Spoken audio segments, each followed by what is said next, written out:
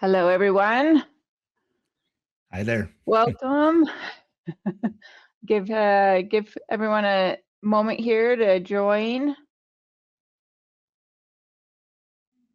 And then if you could, somebody go ahead and post something in the chats to make sure that's working. I'd like to make sure you guys can actually ask questions and interact with us. Hey, thank you very much. Well, if you haven't joined us for one of these monthly webinars, welcome. My name is Johannah Strobaugh, and I'm the Director of Customer Success. And today we have Don with us, who is one of our well-versed teammates. He's got a lot of technical, a lot of MSP knowledge, and I'm very grateful for his time to come be here and share some information with us today. Don, can you give everybody just a little bit of an introduction to your knowledge, where you're coming from, and then we'll move on. Yeah, for sure. As you guys can see, my title, Customer Success Engineer here with TimeZest. Kind of wear multiple hats here with TimeZest, but I did come from an MSP prior. I was at one for just about 10 years and started as a level 1, moved into a level 2, eventually took over the help desk and slid into a service manager role from there, which I sat in for roughly 7 years. And now I'm on this side of the house and working with TimeZest on the SaaS side for MSP. So it's cool. Good to see both sides. Yeah, and it brings a really great perspective to us internally, to be able to service you guys better and to be able to bring little tidbits of information that might help just elevate things for you. So our marketing manager, Alan, did a wonderful blog recently about QBRs. And I thought it was, as it is the beginning of the year, a great thing for us to kind of go into and touch on, and maybe help you kind of evaluate your own processes and how you can make some improvements and just streamline that overall for you and your team. And I'm going to share some links to articles as well as that blog in the chat for you, so that you can reference them and find that. This is also, we like to have this monthly webinar be a great opportunity for you to engage with us and get to know us, and ask questions that they don't have to be related to this specific topic. We kind of do an open Q&A at the end. And it's a great time to just get those questions in front of us, and you know, if we can handle it live here, we will. If not, I'm always open to schedule time with you to go over your specific needs. Okay. So I actually prepared a PowerPoint for this. I never do that. I never do. But I kind of wanted to have something to talk through here. And we're going to do a little bit of, you know, thinking through this, kind of just talking about the benefits to this thought process. And then Don has some hands-on tips that he wants to kind of show you and talk through as we get towards this slide. I typically like these webinars to be about 30 to 45 minutes. I don't want it to take up your entire day, but be a little bit of nugget of information and value to you, okay? So the QBR chase. You've probably heard TimeZest say multiple times, you know, we're trying to stop this ping pong, right? Where you're emailing out and then your customer's responding back, and then you're trying to solidify a time to meet. Another way that I see a lot of customers handle this is setting up reoccurring meetings. So we know that that is used widely as well in specifically the QBR space, you know, scheduling those. So we kind of wanted to talk through that, right? So when we think about the core of like your account manager's function, and what they really need to be focusing on is this retention, expansion, and strategic alignment, right? So taking away some of the admin nuance that really doesn't need to be there, really allows them the space and time and energy to focus on the core things that they need to be looking into, right? So whether we like to admit it or not, we all only have so many hours in a day. We all only have so much brain power in a day, right? There's only so many things that we can focus on in a day and be good at what we're doing, right? So being able to automate some things and hand off to products that are built to help support can really pull the focus back in and make it intentional. So some things just to kind of ask yourself, right? How many QBRs did you intend to run last quarter, right? How many of them were attended and actually got scheduled or needed to be, finagled to try to get them to schedule, right? How long did it take you to actually get those nailed in? Is your process working smoothly, or can there be some adjustments to it, right? Is there some, and maybe the whole thing doesn't need to be overhauled, but maybe a little, tweak here and there will make it work a lot better. So I thought this was an interesting, looking at the hidden costs of time spent not on the core purpose of someone's role, right? Which are these admin little things that we're talking about. So if we say, okay, if they're going back and forth and they're composing emails and they're trying to reach out or they're trying to call to schedule things, this time adds up. It is amazing how much time you can spend doing something if you're not even thinking about it. So I kind of ran a little test on myself where I was tracking my time with different tasks I was doing. This was a couple of years ago, and I was absolutely gobsmacked at how much time just composing an email and trying to put it together to send out was costing me. Times that by 50 emails in a day, and it was just like, oh, that's where my whole day went, right? So, thinking about those, how that adds up. Also manual tracking, right? So if they're trying to keep track of who they've reached out to or who they've scheduled with or who they haven't yet, that's time consuming, right? And then leadership blind spots here. I like to bring this up. So a lot of us worked for ConnectWise or for a PSA previously, and we had this whole methodology of like, if it's not in ConnectWise, it didn't happen, right? I think that is ingrained in me to a point. You and I both. Right? So if it's not in the PSA, did it actually happen? And one of my biggest frustrations was when meetings were taking place outside of the PSA, the notes weren't logged into it. There wasn't the details of what was talked about or what happened. And you go back and maybe that person leaves the company and you go back and you're like, what were the last 3 meetings about? There's no notes in here, right? They're keeping it in something else. And then there isn't this clarity to what's going on with the company and with your customers, right? Because there's no standardization of keep the notes about, what's being talked about or what action or what did we promise, right? What did we agree upon as action steps? If that's not in a ticket or logged where it can be shared, then there's a real blind spot. And if somebody leaves, like I said, then that information is poof, just gone, right? So, and that can be frustrating, right? So just kind of going into that math some more. If you have 50 clients and you're doing 4 clients per year and it takes 20 minutes to schedule each, that might not just be one email, but that might be going back and forth and then creating the event. That can be like over 66 hours per year per account manager that's lost just to try to schedule these, right? And just to the tracking of them. And then multiply that across a team. That's a lot. That's a lot of time that could be put to better use. And that's why we find it important to kind of bring up some of these things. So, like I mentioned, we know that a lot of, MSPs lean on reoccurring meetings in Outlook to do these.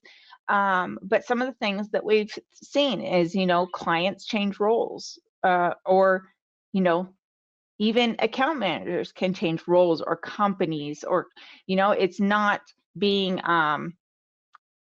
trying to fit something into a box that needs to be a little bit more flexible can cause some friction there, right? Conflicts pop up. So if you need to reschedule them, or if your customer needs to reschedule them, if they're set at a time and there's no wiggle room for it to be moved around, then that makes it really hard to hold that meeting still, right? And then vacations. We all have lives, right? And so on and on, you can see what we're talking about here. So trying to kind of reduce any friction here. So what are we proposing you look at in your process, right? So one of the automations that we've been talking about for a few years now, we actually have some tutorials on our Help Center that Jason Kasuga, our product manager, wrote several years ago, actually, about how to automate this a little bit more. So creating a reoccurring ticket template in the PSA, right? So your PSA should be able to, we know most of them can, create a workflow where the ticket is automatically created on like a set schedule. And so you can have that ticket be created, and then there's kind of two paths to go, right? So once you create the ticket, are we going to go full automation, hands off, let the PSA, reach out to the customer to schedule, or do we want to have leverage the flexibility and the customization of the pod to proceed with actually reaching out to the customer to schedule, right? So these are some of the things we're kind of talking through. So let's talk about this no hands, which is, full automation. Don was like, no hands. I was like, yeah, you think as parents, look, Ma, no hands, right? I don't know if there's any, especially boys. I'm a mom of boys. Like that was always the thing. I don't know, Dawn, did your daughter do that? Or she's like, look, no hands. Yeah, I'm right. Yeah. It was a big stepping stone for her. It was a milestone, like losing your first teeth or riding the bike for the first time. Yep. That was a big thing for us. Yep. No hands. So, there is a balance. In your conversations, Don, I'm sure you hear this as well, where people are wanting to automate as much, but they're also fearful of too much automation. And so that's why we like to bring kind of a balance, right? A balance of both. And so this one is saying, okay, we don't want to handhold this at all until it's time to show up for the meeting, right? So what it does is you have a workflow rule in your PSA that triggers a QBR ticket to be created, okay? And then that would kick off a branded email from the PSA. So TimeZest hasn't stepped in yet at all, okay? And then what's in that branded email is an embedded URL. And that URL is a TimeZest URL. It's a specific one. It's called the URL-based scheduling link. It has like a ticket token number on the end of it, which, is specific to your PSA, but that will tie it back to the ticket that was created by the workflow. Okay, so when they schedule, it'll all come back to where it needs to go. And then this keeps all of the notes in the ticket. So when they schedule, we're going to update the status and the notes automatically, like we do for every other scheduling request. We're going to send them the confirmation. So once they use the link that they get in that automated email, that's when TimeZest takes in and all the normal workflow processes take place, right? There's no reaching in and out. You can use your PSA workflow to do follow-up as well. So if the ticket status hasn't changed, you can have it do, hey, we're waiting on your response, and you can leverage your automation in your PSA to follow up with them to continue on that automation. Don, anything you want to add to this, or? Yeah, no, I Yep. think the big thing for me, we'll go through this with you guys here in a moment. I have our ConnectWise environment pulled up, so we'll show Yep. you exactly what we're talking about here and give you some ideas. Again, it doesn't have to work to a T the way we have it set up, and maybe you can take bits and pieces of what we have and make it work for you, your company at the end of the day. Yeah. We really want to just give you guys some ideas here to think about. Okay.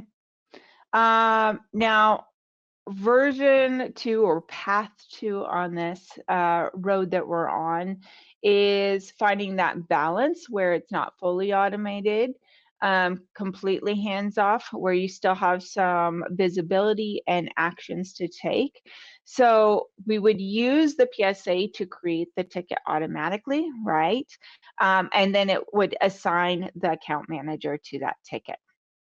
Once it's assigned to the account manager, that gives them the opportunity to review it, to make a plan, and then they can actually use all the features and functionality within the pod to send out a specific request that they need, right? So whether that's using the date and time limits, so if they say, okay, this one actually needs to take place in either the last 2 weeks of the month, um, they can define that using the date and time limits and the additional options in the pod, so they can narrow it down. They can add any additional guests that might need to be there. Or, what if they needed to pull in a technical resource for this conversation? They can add those additional people in for that call prior to sending it out, right? So it gives a lot more control and customization. And then they can just use the Ask Client to Schedule button to send off the email. When they do that, then TimeZest will do the automated follow-up, right? Is what I typically recommend is best practice is having the reminders in place for your appointment type to remind them to schedule their appointment. Then each email has the scheduling button in it. And then again, your ticket will be updated with the notes. Thus keeping all the information in your PSA in the ticket, and then they can enter time on the ticket, right? And they can enter any notes or actions or commitments, etc. So as you can tell, I'm highly advocate of having these take place in tickets, having a board specific for them if you're in boards, but you know, making it where all the information, the conversation's able to be documented and put into a central location, right? So it's systemized, it's easily able to be tracked, and you can measure from meeting to meeting what's happened and see, where they're at, okay? All right, we're scooting right along. Okay, so I'm actually gonna go back here one, and I'm gonna hand it to Don. And Don's gonna share his screen and walk you guys through this and actually give you something to see and kind of chew on. So go ahead, Don, take it away. Awesome. Perfect. Let me go ahead and share my screen. Cool. So you guys, just to paint a picture here, we have this Pop Zig consulting company in ConnectWise, and again, every PSA is going to have their company page. But what we've built out inside of our company here, we actually have a custom field called date of last QBR. We call them TBRs at the MSP I came from. Same kind of concept, but this gives your account manager or anybody the ability to populate that field, that date that the TBR or QBR last happened. One, to Joe's point earlier, this provides a visibility to everybody in the organization. So if turnover happens or someone is just wondering when that TBR happened, you can easily reference that inside of the PSA. But then two, we actually have a workflow triggered off of that date of last QBR. And that's what this workflow here is set up to do, right? So we are looking at the date of last QBR, TBR, and did it occur within the last 90 days? If so, let's go ahead and run this workflow rule. And what the workflow rule does, it creates a service ticket. And that service ticket is just calling out a template that we've created called quarterly business review or technology business review. And then that in turn then creates a service ticket that you see here. And to Joe's point earlier, again, it's in the system, right? We don't need anybody to make this manually. It's there for anybody to see. If a QBR is coming up and that account manager is on, PTO for a couple of weeks, anybody can get into this ticket and start doing the scheduling. But this ticket is under the contact, right? The contact for the customer. We can see here in the summary that it's for that QBR, and we have the board and TSI information set.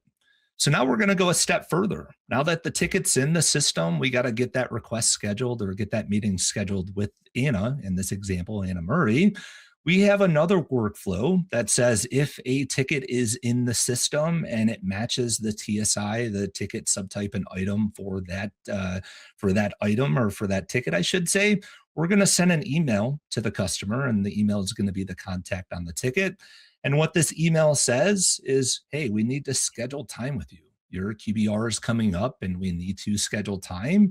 And as Joe mentioned, another thing she mentioned earlier, we can get our TimeZest links. And that's exactly what this is here. And I'll show you what that looks like from the customer side. If we go into an email, this is that email that they see. Right? So, hello, Anna, we're ready to schedule your meeting. And we easily give them that TimeZest link inside of the email for them to click and schedule that QBR. Coming from the workflow or coming from the ticket automatically associates that appointment to the ticket itself. So again, this takes that work away from the account management team from having to do. Once it's scheduled by the end user, it's going to update the ticket. It's going to schedule the account manager and the ticket automatically. Then all the account manager has to do is look for that notification saying it's been scheduled. Then they can go in and start planning for the meeting from there. So that's kind of the phase one that Joe mentioned, right? But let's talk about phase two. Let's say the customer doesn't click the link and or they don't want to have it automated, and you guys want to have your account manager manually schedule, right? Having the ticket here provides you that option. They can easily come in here and select themselves on the resource. Maybe at this stage, we need a couple people in that QBR, so we can add the resources that we need to be on the meeting. And then they can simply choose the appointment type. And you can see here that we have a QBR appointment type built out. So you can have this virtual meeting. So we can create a Teams meeting or a Zoom meeting link if you want it to be a virtual one, or it can be an in-person one like we have here. And then they just simply hit send scheduling request, and same kind of concept applies. They would get that email to schedule the appointment. Once it's scheduled, it would all be tracked inside of the PSA, and then the account managers just have to show up at that point, which is another conversation, right? But it's simple enough to do. But to Joe's point, the more we can automate, and I'm anti-automation in ways. I think automation is good, but over automating is going to be a pain for some of your customers. But doing it in small batches like you see here is going to provide a lot of value, in my opinion, to your team and your customers, and make that process the same every time. Yeah. I mean, we try to say here that we're not trying to replace people. We're trying to supplement and free up time for more important tasks, right? And that's really important in this to keep in mind. And I love that when we do this, we've given you here two different ways to kind of think about it and go about it. And, I was talking about kids. I've always taught my kids balance is key, right? You don't want to be extreme in any one way or another. And I teach that here to our TimeZest customers, finding the balance of automation and that personal touch, right? So we're automating, keeping the ticket or creating the ticket, updating it with notes, and providing it a really easy way for your account manager to come in and keep a log of what's going on and track their time, right? So they're tracking their time here as well, all the things. So I encourage you, if you're not using tickets right now for these QBRs, to go ahead and evaluate that and how that would work and look in your processes. I'm going to switch back here to our PowerPoint, and I'm going to go to this next one here. So here's some things for you to think about, right? Is what to implement, some takeaways, right? Build a reoccurring QBR ticket template, something that can at least take a step off of your, account manager's plate, where they're not having to create a ticket if they're manually doing that at this time. So we're automating that inside the PSA, and decide the scheduling path, right? So whether you're going to do an auto link or you're going to use the pod to send. And then look at how this affects, your booking rate. You can try it for a while where you're doing the automation, and if you realize that your completion rate and your rate of the meetings actually get booked aren't as successful, then try it where it just creates the ticket, and then you go in and the account manager uses the pod.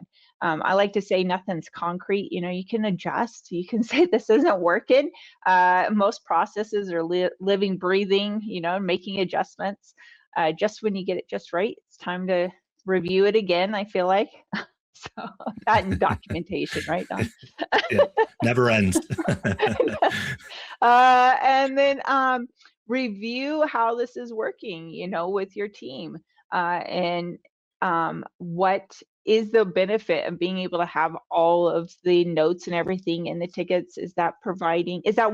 Is enough being logged? Is enough being tracked, right? And I would say start small. Start with a handful of clients, and refine it, scale it to your business.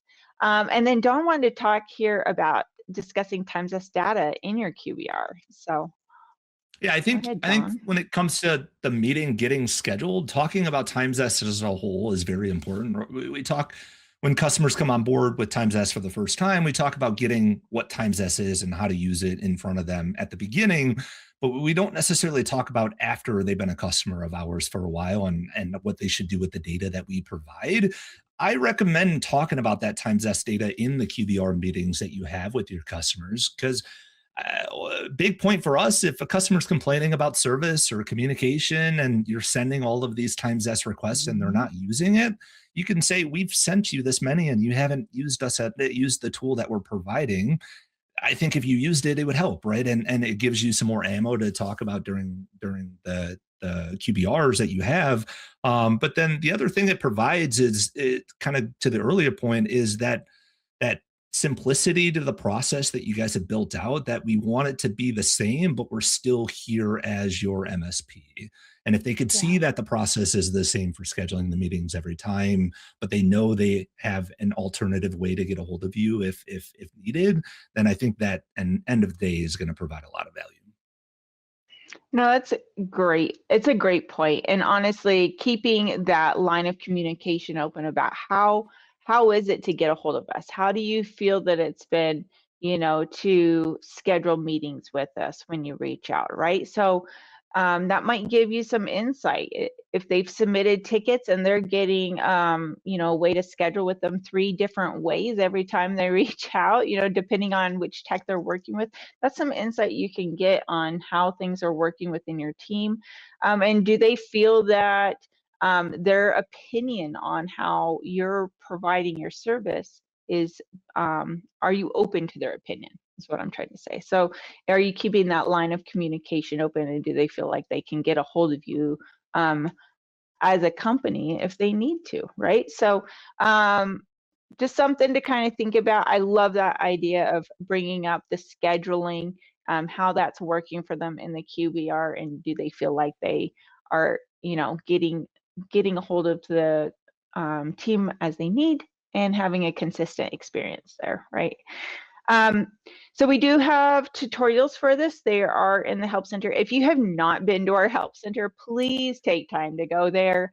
The team has worked really hard over the years to build out a lot of documentation. There's a lot of stuff kind of hidden in there to help you out. And we want to give you ideas and tutorials and things to kind of walk you through implementing new ideas in your business. And some things, to even think about and expand upon from what we've talked about today. You can use our workflow mode to expand even more, to make sure you're sending meeting reminders, to your customer, saying, hey, you've already scheduled a meeting, but you don't forget we have our QBR tomorrow, right? So look at what workflow can do to customize that even more for you and provide it really specific for that appointment type. But you can find the, if you forget to snag these, I'll put the two that we have. We have one for ConnectWise PSA, and then we also have one for Autotask PSA.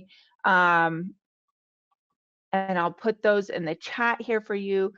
I also earlier put the blog, so it's a great read to go through and just get an idea.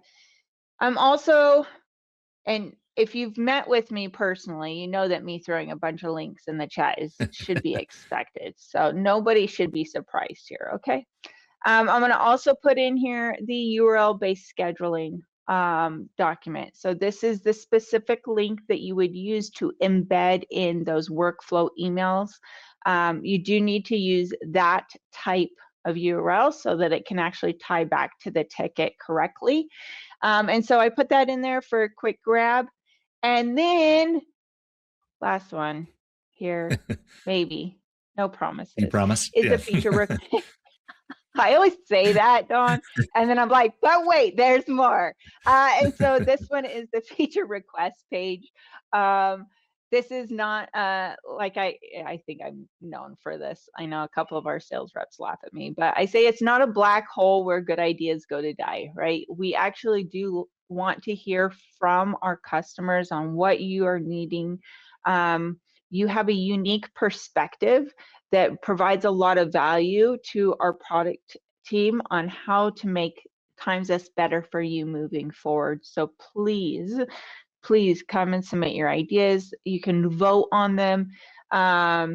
It is great to go through. You can, if you see one that's already submitted, you can open it up and add comments to it and clarify how you would like to see it work for your business, right? So, you know, saying this is a great idea, that's fantastic, but if you can actually go in and provide some insight on what you would like to see or what you would expect that experience to be, that helps our product team to refine that and wrap their head around how it can service you better. So really, you know, provide those real life examples, and that helps us quite a bit.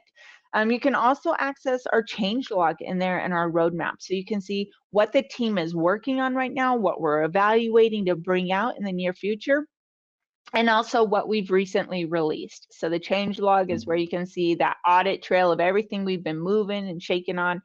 And so, you know, very quickly, because I know it's easy to miss like feature requests, or not feature requests, but feature release emails and things like that. So going through the change log allows you to quickly scan what the last, you know, 6 months to a year of releases have been if you haven't looked recently. And you might grab some little nuggets there. With that said, I think this is the fastest we've ever gone. So we're sitting at like 33 minutes. So this is a great opportunity for everyone to ask questions. You've got Dawn here and I'm here, and we're happy to go through and show you anything or talk through anything. So I'm gonna keep an eye on the chat for a minute here. Please submit any questions. It's kind of that golden time of these monthly meetings to get in front of us. And while I wait for your questions to come through, please, if you haven't reached out to our team, we're here to help you. So we have a yellow chat bot in our application that does go to an AI bot now, so you can ask quick questions and have you show you documentation or point something real quick. If you don't want to engage with a human, if you do, you can just yell at it to give you a human and it'll send you over to our team. So we've got Dawn and Alex and Jason and I are all kind of keep an eye on that. And you're able to schedule time with us as well. So reach out there, say, hey, I'd like to do a system review. I love doing system reviews with our team or with our customers. So if you reach out to chat or you can email me, it's Johannah@timezest.com, and I am happy to schedule a system review. We can go through and really take a live look at your settings and your processes and find ways to improve on it. And I highly recommend that. If you haven't done that, in the last 6 months to a year, let's meet and go through your system. Anything that you'd like to share? It looks like everyone's being quiet today. So Don, any last words from you or anything you'd like to share? What's going on? Yeah, I think just echoing what you said, we're here to help and feel free to reach out. I had a customer reach out yesterday via LinkedIn and said, "Hey, can we schedule a time to just talk about a topic?" And I'm good with that as well. So reach out, whatever you guys need. Yeah. Shannon, you get a gold star for like most attended webinars. I appreciate you always showing up. Great suggestion here of creating an appointment type template that's already in workflow mode. And yes, I will look into doing that. I will talk to Jason about how we can get that put together. I think that's a fantastic idea. Now, of course, that would be just the appointment type side of it, right? The other things that we talked about today would need to be set up in your PSA. But if I can lighten that load and work with Jason on a template, so if they'll give me the power, then we'll do that. Yep. Okay. All right, you guys.